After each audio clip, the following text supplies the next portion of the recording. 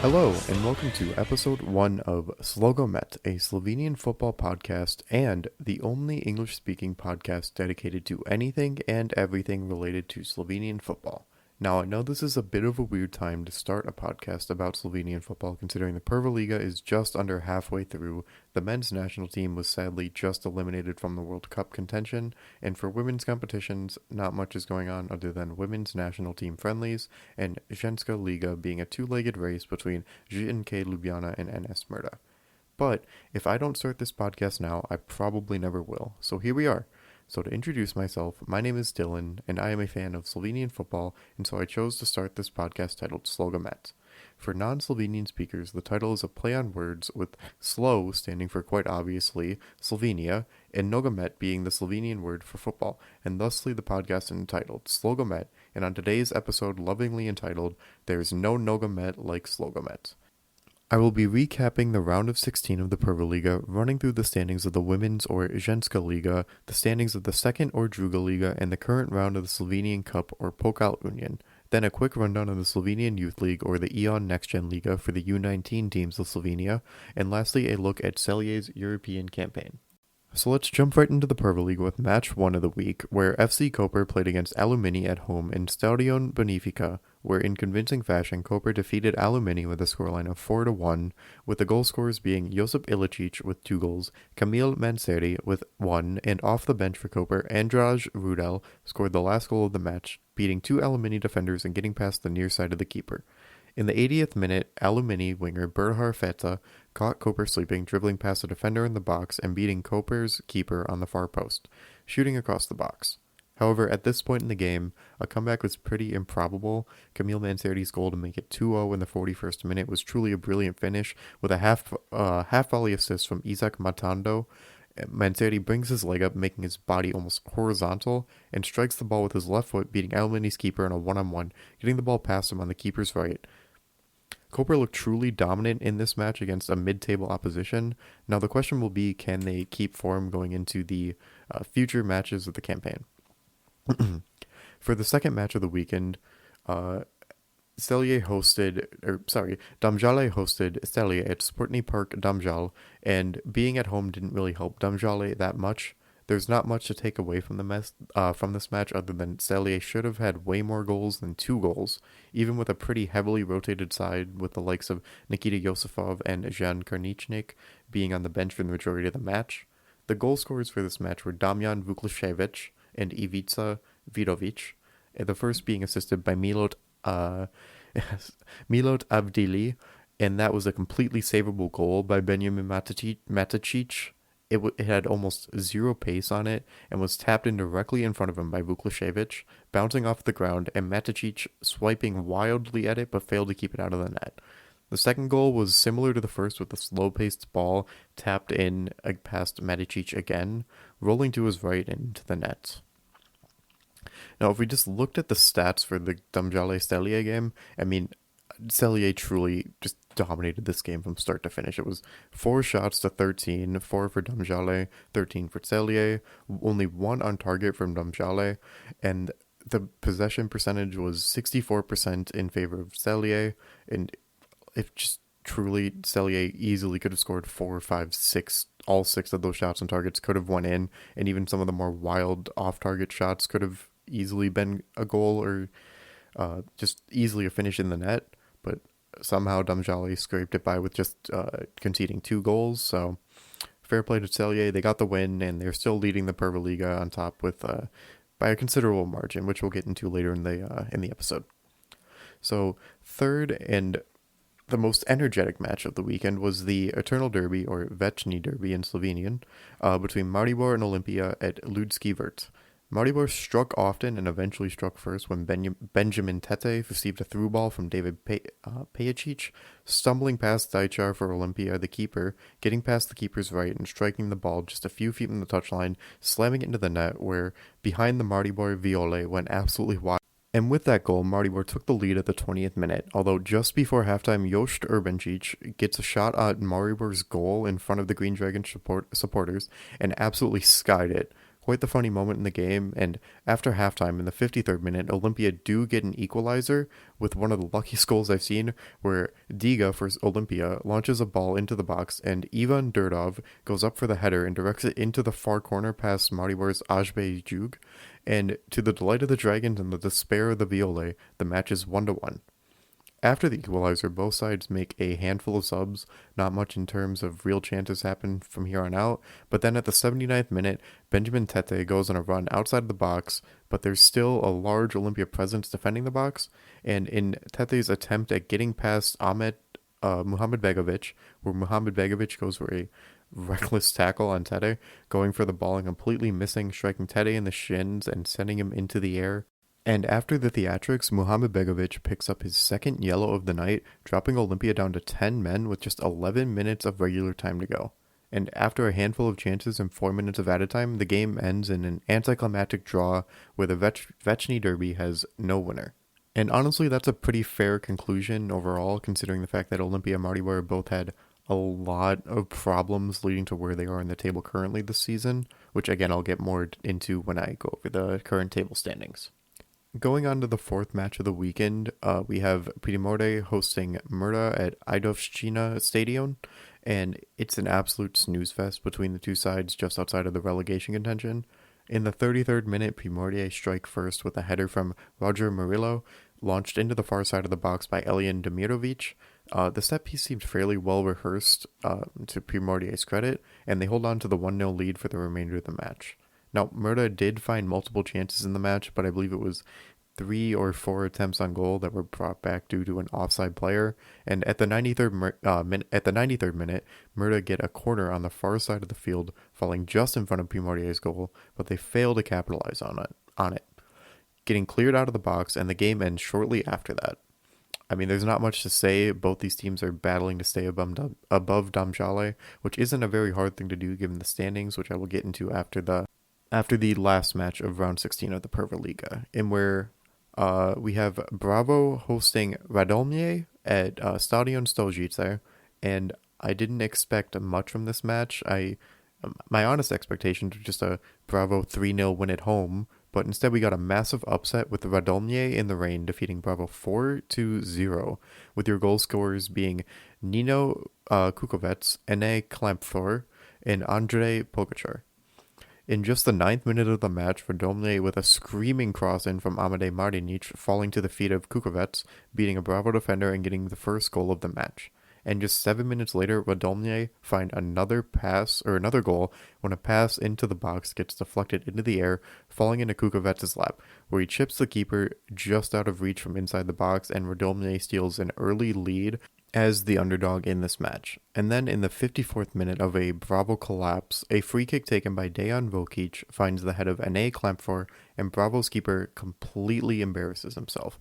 I mean, to paint the picture, by the time the ball hits Klampfor's head, Zdravo's keeper, Uroš Likar, is already sprawled out in the air and has no shot of saving the ball. And truly, I will just say, go look at the highlights of the Zdravo versus Radomlje match, and then go to 3 minutes and 29 seconds, and I'll just say it is peak SLOgomet.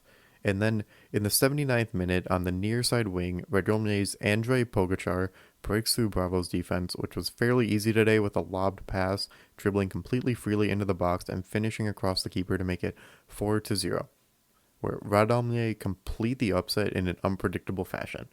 And again, I really can't reiterate enough just how insane this attempt at a quote-unquote save is. Like, yeah, I mean, yeah, please do yourself a favor and just skip to 3 minutes and 29 seconds of the Zdravo versus Radomlje match of round 16 of the PrvaLiga. So, going on to the standings, we have Celje on top in pretty dominant fashion, a goal difference of 39 points, which is an 11-point lead ahead of Maribor, who are on 28, Koper on 27 in third, Zdravo on 25 after their loss to Radomlje, and then fifth, right behind Zdravo, Radomlje is on 22 points, Olympia on 22 also, but they are ahead on goal difference with a net neutral goal difference of 0. Radomlje is on -6. In 7th place, we have Alumini. And then falling into the contenders for getting relegated and going into the playoff, we have Murda, Primorje, and Domžale. So, in my opinion, not that it carries much weight, Celje have this league pretty much wrapped up, if not by the halfway point, shortly after it, probably by match week 21-22, if they maintain this lead, or if they just, just don't drop points where they aren't supposed to drop points, where they beat all the teams they're supposed to, draw the teams that are going to give them a bit of a headache, like your Koper, your Maribor, your Olympia, then Celje pretty much comfortably have the lead, or have the league in their hands. And with Albert Vieira at the head of this team, I mean, there's not much really you can do wrong. Albert Vieira has shown himself to be the best manager in the PrvaLiga, as long as Victor Sanchez isn't also in it, which, spoiler alert, they have a match coming up ahead in a couple weeks, when Rijeka and Celje play each other in the Conference League. I believe that is sometime in December 7th or December 11th, one of the two. And then, if we want to talk about who's getting relegated, Domžale are in the bottom with 9 points, a goal difference of -21, and it's, keep in mind, we've only played 16 games, so they have just zero chance of staying up, in my opinion. I think that this club is getting relegated down to the DrugaLiga, and if you were to make me choose a favorite of who's going into the playoff between Murda and Primorje, honestly, I'd probably say Murda would still drop down, even though Primorje are currently sitting in 9th place. I think that Primorje could still probably go on a better run and maybe just knock Murda, or Murda would start to slip up sometime near the middle of the season, towards the end of it. And either way, I'd probably between Primorje and Murda for falling into that playoff spot with the DrugaLiga. And then Alumini is sitting comfortable in 21. I think they've won the games they're supposed to and have lost the games that they're going to lose. Not much to really say about them. And then to go on to what would be the traditional top four of Celje, Maribor, Koper, Olympia, Maribor and Olympia have both had their troubles with keeping a manager or even finding a manager. Maribor, I believe, is on their third manager of the season, or their second, and Olympia is on their, I know for a fact, third manager of the season with, I forget his name, but it's a Argentinian man. First they had, not Erwin van der Looy, he was the second manager to come in, but the first one was a Portuguese man, and they absolutely stunk under his leadership, and it was not very good. I believe it was under Erwin van der Looy, though, where they completely flopped out of the Conference League, and now Olympia only has the domestic league to follow, or to play for, outside of the Cup. And I mean, I don't think that they're going to be that good. I think they just because of the fact that they're already behind Bravo, and you really have to just maybe hope for a good winter transfer window coming up soon, or maybe some sort of a bit of luck, maybe. But I would think that Olympia are probably going to finish in 4th, and depending on who wins the Cup, or, hey, Celje go on to win the Conference League, that's still a spot in European competition next year. But as it stands right now, I really do think that it's going to be Celje in first place, pretty definitively so. I think that Koper could probably steal that second spot if Maribor and Olympia don't get their stuff straight, to say it frankly. Maribor has also had a lot of PrvaLiga teams have certainly had their managerial problems. Koper fired Stojanovic earlier on in the season, and I don't know who they currently have, but they're currently, got a pretty solid win. They lost last week. I think they actually, trying to remember who they lost. I think they lost to, it might have been Radomlje or Alumini, one of the two. I think it was Alumini that they lost to last week in it was a pretty bad match. It was like 3-0 or something like that, where Alumini kind of rolled over Koper, but I still think that they have a pretty a solid team. Method Yurhar in goal is probably the top three keepers in the PrvaLiga, if I were to consider it that way. Celje probably definitely have the best in Ženksa Liga, but unless Matej Vidovšek for Olympia gets healthy sometime soon, which they desperately need him back in goal, I don't see Olympia getting above that fourth spot, especially considering they're only in sixth place as it stands, and this club still kind of has a way to go to progress into what they were last year. I mean, these are the 24-25 season title defenders, and as it is right now, Celje are definitely taking that title back. So as we look ahead to the match week round 17, we have Alumini hosting Primorje, Murda hosting Maribor, Olympia hosting Radomlje, Domžale hosting Zdravo, and Celje hosting Koper. And start with Alumini versus Primorje. For prediction wise, I would say that Alumini probably beat Primorje here. Just because Alumini are at home. So I'll give that a 3 for Alumini, 1 for Primorje. I'm sure Primorje can probably get a goal here, but I just don't see them beating Alumini, especially Alumini at home. And then that is on the 28th of November at 10:30 a.m. U.S. Central. That would be about, I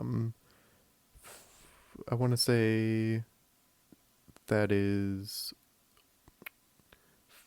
5:30 p.m. Sorry for the European listeners, or at least the Central European listeners.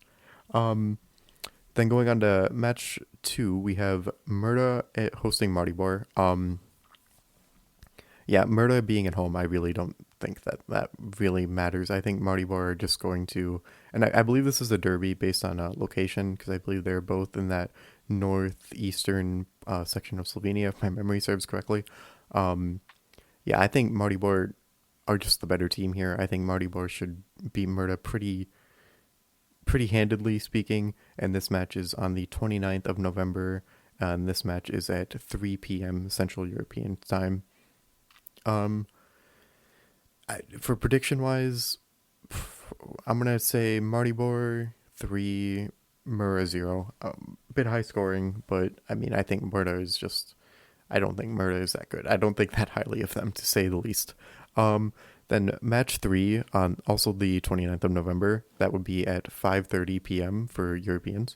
It'll be Olympia hosting Radomlje, and Radomlje currently ahead of Olympia, or currently tied with Olympia, but behind on goal difference.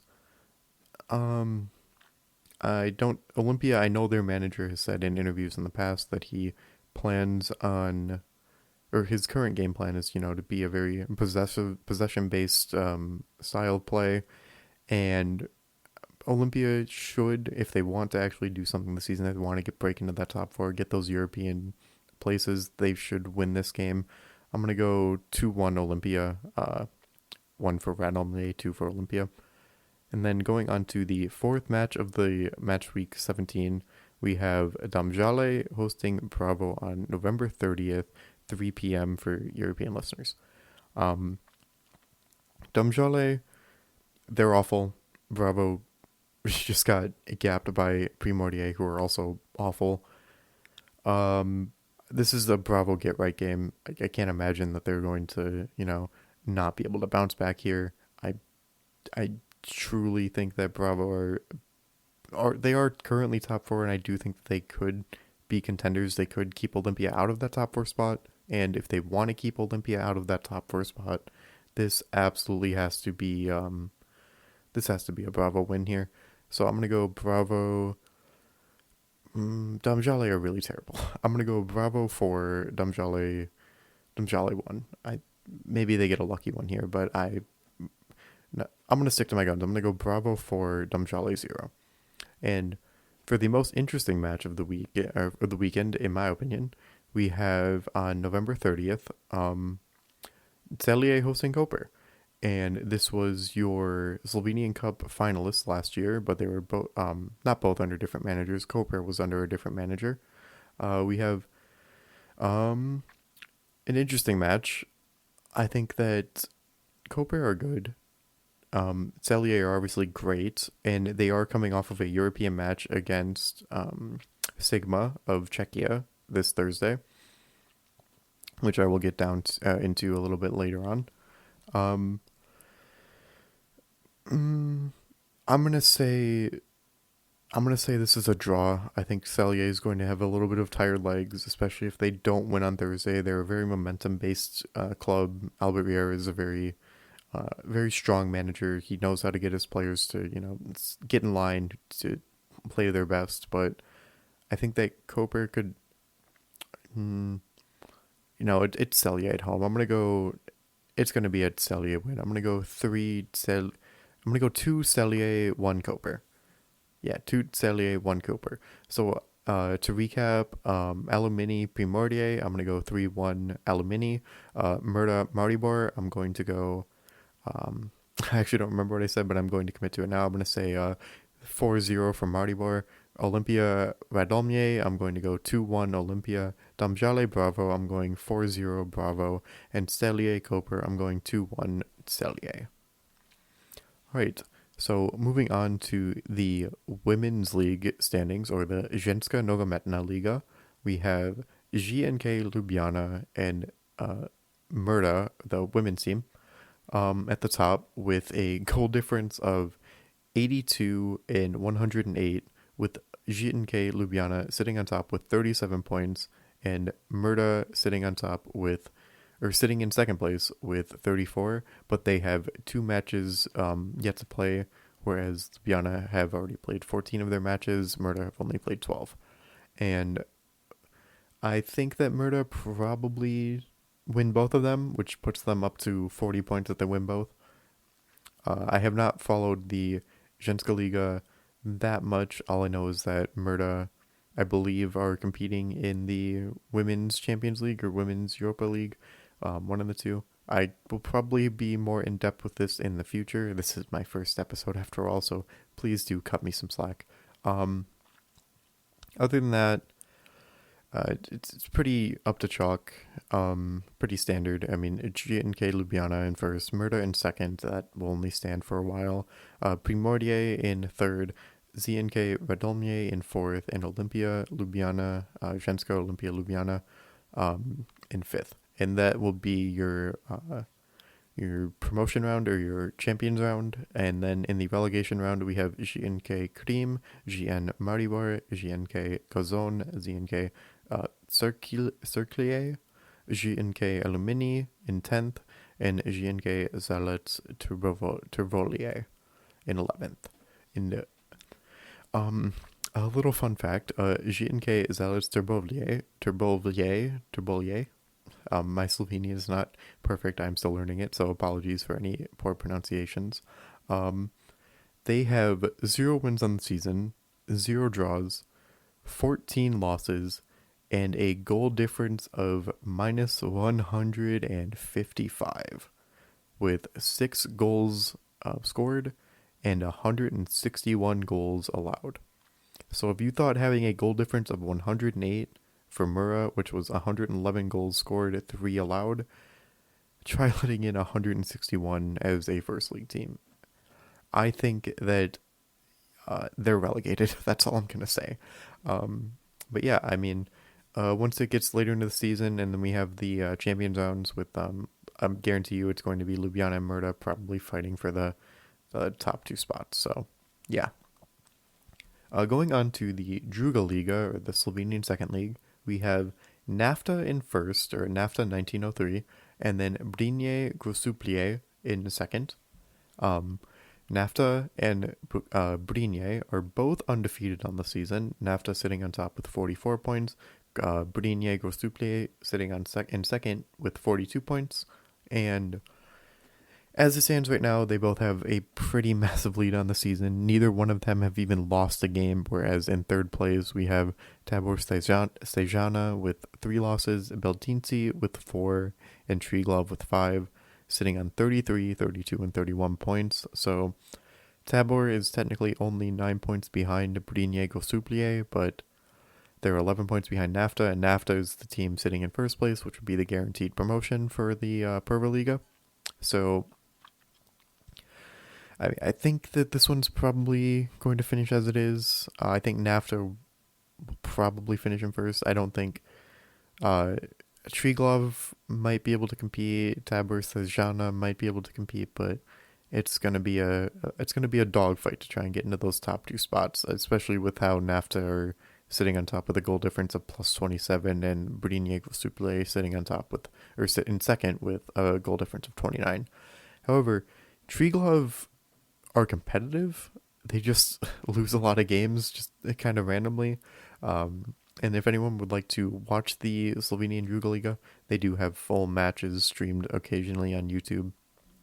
So if you were looking to try and see any of those matches on YouTube, other than that, the Slovenian PrvaLiga posts all of their highlights on the YouTube channel PrvaLiga Telemak, or it might just be PrvaLiga. Let me check actually. So yes, the channel is called PrvaLiga Telemak on YouTube, where all of the PrvaLiga highlights will be posted. Usually a couple hours after the match. Sometimes it does take a little bit longer for them to get posted, but if you were looking for those, that's where they're posted. And then if you wanted to find the second league the DrugaLiga YouTube streams, that is streamed on the Nogometna Zvezda Slovenia channel, where they also stream cup games, or I believe that's actually on a different YouTube channel. It's kind of all over the place. That is on the Pokal Union channel.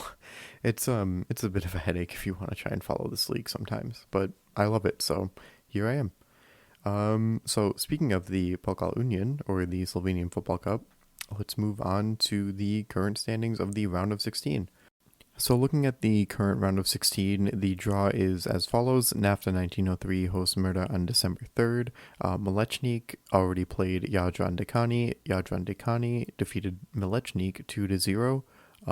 Kedi Emi Bistrica are hosting Brniego Suplje. Both of those teams are DrugaLiga teams, and Brniego Suplje probably will win that, but I'm imagining they're focusing more on the league rather than on the cup. Following that, we had Vace versus Fushinar Uzayemsi, apologies for the pronunciation, where Fujinar Uzayemsi defeated Vace 5-0. Then on December 4th, we have Olympia playing Celje, Olympia at home in Stadion Stojice, on December 4th. And then we have Celjes Radomje playing Primorje on the 3rd of December, Zdravo hosting Rudar on December 3rd, and then Alumini defeated NK Polana 7-1. And that is the current round of 16 standings. So going through are Alumini, Fujinar Uzayemsi, and Jadran Dekani. So of this draw, I think that of the current matches remaining, I think NAFTA could probably beat Murda, if we're being honest, especially if they want to prove that they are ready to be back in the PrvaLiga, and they think that, hey, Murda, you guys should be down here not scrapping with the PrvaLiga dogs like us. But going forward in that, they also probably beat Jadran Dekani too, so who knows, maybe in the semifinal we actually have DrugaLiga team. And then in the remaining draw, well, actually, the draw would still have to be played, so, or get drawn out, actually, so, ignore that. I'm speaking a little bit ridiculous there. But then we have Kedi Emi Bistrica and Brniego Suplje, who have yet to play, and, I mean, I imagine it's just Brniego Suplje, a sweep, probably also a 7-1, if we're being honest. Then we have Olympia and Celje, and if Celje are probably going to put out a strong side, but if Olympia want to win something, I could see them going for the cup. And if they put out a strong side and Celje rotate a couple of players that either just need to be rotated or they're going to risk injury or anything like that, Olympia could win. But if we're being realistic, Celje win this probably 3-1, just given the form that Celje are in. Then we have Celjes Radomje versus Primorje, and then of this game, probably just Radomje, just because they're the better team. And then Bravo and Rudar are the last match that needs to be played on December 3rd. Probably Bravo win just because they're the better club, honestly. That's about where it stands. So I will give you an update when we get back to the quarterfinals of the Slovenian Cup, or the Pokal Union. So moving on from that, we have the ION NextGen Liga, which is the U19 or the Youth League of Slovenia, sponsored by ION NextGen. Or ION, I believe, is the actual sponsor, and it's just called NextGen Liga. The current standings of this are as followed. Bravo are leading the NextGen Liga with 37 points and a goal difference of 19. Maribor are one match behind, but they have a goal difference of 35 and 33 points. So even if they win, they'd still be 1 point behind on 36 instead of 37. In third place, we have Olimpia Ljubljana with 32 points and a goal difference of 19 also. Then we have Celjes under 19s in fourth place with 31, Domžale with 25, Radomje with 23, Alumini with 22, Fujinar 21, Koper in 9th, 18, 10th Murda with 15, Jadran Dekani with 14, NK Brežice 1919 in 12th with 14 points also. Brinje Gosuple are on a pretty big loss streak, losing 5 of their last 5 matches with 13 points, also losing 5 of their last 5. Illyria 1911 with 13 points, Brinje in 13th, Illyria in 14th. And then in the relegation rounds, or the relegation positions for the Youth League, we have Rudar Velenje. The team is sitting on 12 points, with NK Krka in 16th sitting on 4. So that is the current update of the NextGen Liga. I will check back on that next week when I post the second episode of the SLOgomet podcast. And now moving on, we have some more fun topics. We get to talk about European competition, because yes, we do get to do that here in Slovenia, and that is thanks to Celje. Celje have currently won all of their Conference League matches. They are in second place, just behind Samsunspor. They have a goal difference of 7 goals scored, 2 allowed. And next week, they have SK Sigma of Czechia. And I'm sure Albert Riera will bring home another win for the Dukes of Celje and hopefully secure the first position in the Conference League. It's probably a big ask. Let me actually check who do Samsunspor play in the Conference League. So looking at the matches this week for the Conference League, we have Celje playing Sigma away in Czechia. That should still be a good match as it stands. Sigma are a decent side in Czechia. They're currently in 5th. But I mean, I really do think Celje are just punching above their weight right now. So where is Samsunspor are playing Brejoblic. Sorry, I do not know how to pronounce this one. Brejoblic are from I'm trying to see. Brejoblic are from Iceland. Brejoblic. Sorry, this is a bit ridiculous. But yes, they are from Iceland or playing Finland or something like that. They are currently in 32nd place and are nowhere near touching the playoff positions, or let alone getting into the main stage or the knockout stage of the Europe or the Conference League. Sorry. So Samsunspor probably just win that. But, I mean, I would hope that Celje can beat Sigma, and as it stands, last year, to get into the knockout stage, or minimum the playoffs for the knockout stage, you needed 9 points, and Celje are currently sitting on 9 points. If they even get a draw, they are all but secured in getting a spot into the Conference League main stage, or the at least playoff round. Sorry, I keep saying Conference League main stage. This is the main stage. The Conference League knockout rounds or the playoff round.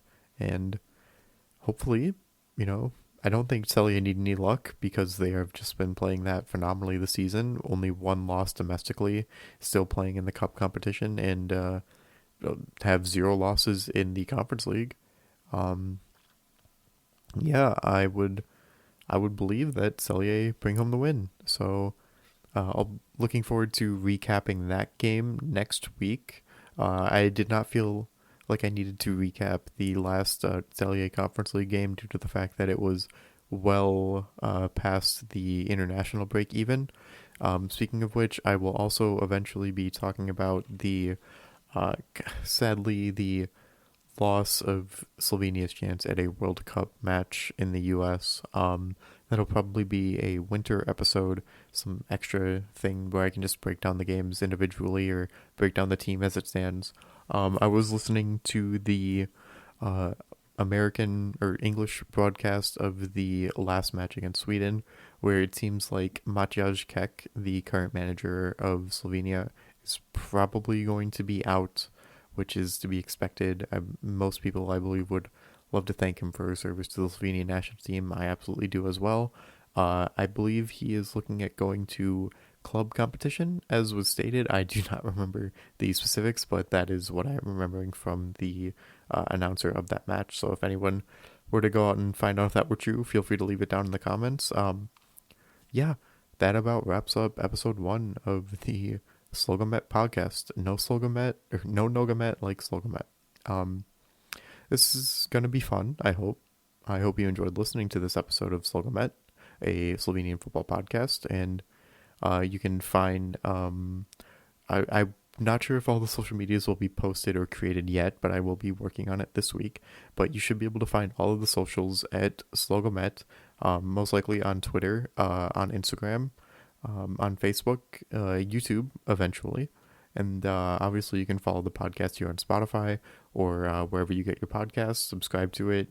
Leave your comments. Leave a review. That would greatly help me out. If you would like to write in any emails or anything like that, I can set that up in the future for sure. And I would just like to say thank you for listening. And if you also enjoy Slovenian football, feel free to tell me your favorite club, your favorite team, favorite player. I don't have a true favorite club, as I am kind of an outsider to Slovenian football, but if I were to pick a club that I like, I guess, I enjoy watching Celje play, but it doesn't mean that they're my favorite club. So yeah, I mean, if you would like to sell me on your club, feel free. Tell me why I should be a fan of any particular club in Slovenia. Open to being bought out. Not really, but, sure, just tell me why you like your club. And that's about it. I think that wraps it up for episode 1 of SLOgomet. No Nogomet like SLOgomet. And again, thank you for listening. Truly. Looking forward to continuing this podcast. If I were to talk about my inspirations for starting this podcast, I would probably like to just shout out the Croatian Footy podcast and the History of Yugoslav Football podcast. Both of them are currently, I believe the Croatian Football podcast is still going on. They haven't uploaded in a little over 2 months, so I know they're both very busy gentlemen.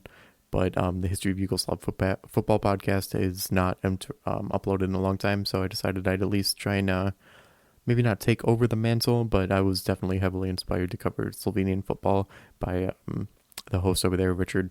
So yeah, thank you to you two for being an inspiration. And yeah, I look forward to talking about Slovenian football or SLOgomet in the future. And thank you for listening. Bye.